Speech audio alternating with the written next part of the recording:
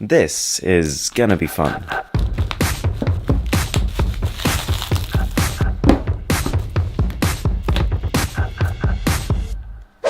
Okay, so you might know that the Samsung Galaxy Note 9 is not going to be officially announced until August the 9th, but today we've got a bit of an early glimpse into what that phone is going to be.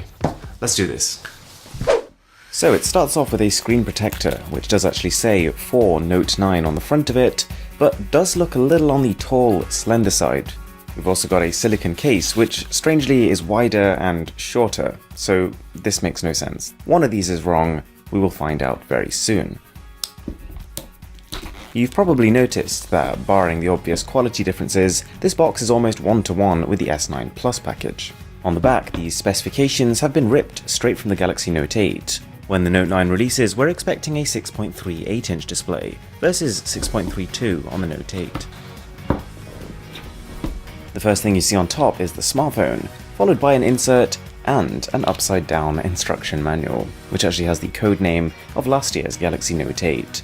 A really solid effort with the charger though. This looks pretty much 100% convincing. The earphones aren't the AKG earphones that you'll usually get in the box, but this is still a pretty solid looking noise isolating pair. The SIM ejector tool is not one that Samsung would traditionally use, and the cable is just a standard USB Type-C. Okay, moving on.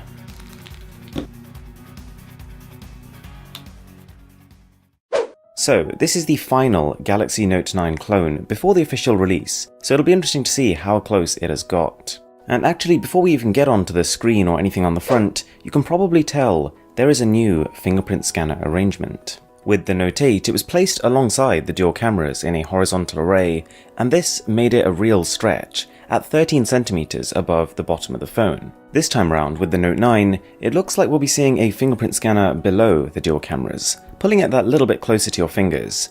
It now sits at 11.5 centimeters above the bottom of the phone, which for me is still a little bit too far for my hands, which are already above average sized. Nonetheless, a definite improvement.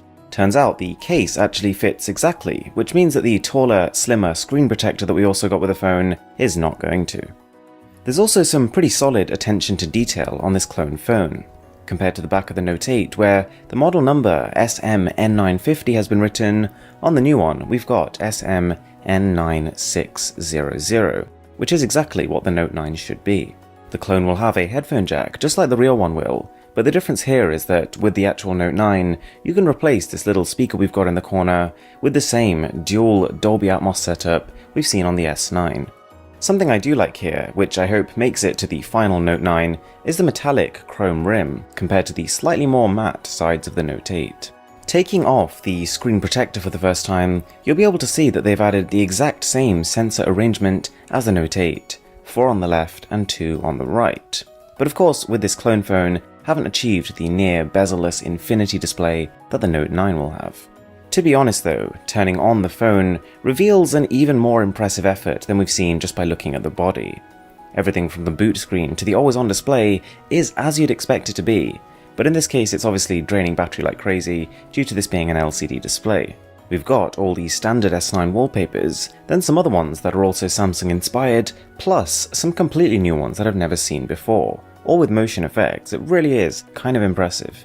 And even a lot of Samsung's first-party apps have been recreated, things like the calculator, dialer, and file manager. And considering this is all being powered by 3GB of RAM and a pretty low-end MediaTek chip, performance is actually pretty good.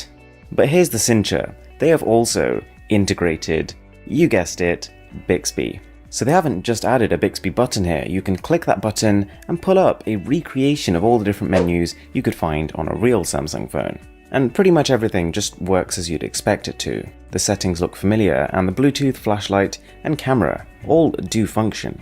Unfortunately, that's about as much good stuff as you can say about the camera, because you have that primary lens, the secondary lens is literally just a piece of plastic. Photos are as crummy as you'd expect, but that's not really the purpose of this prototype model phone thingy.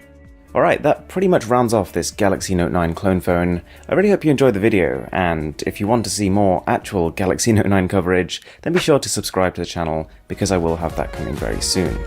Thanks a lot for watching guys, I really hope you enjoyed the video.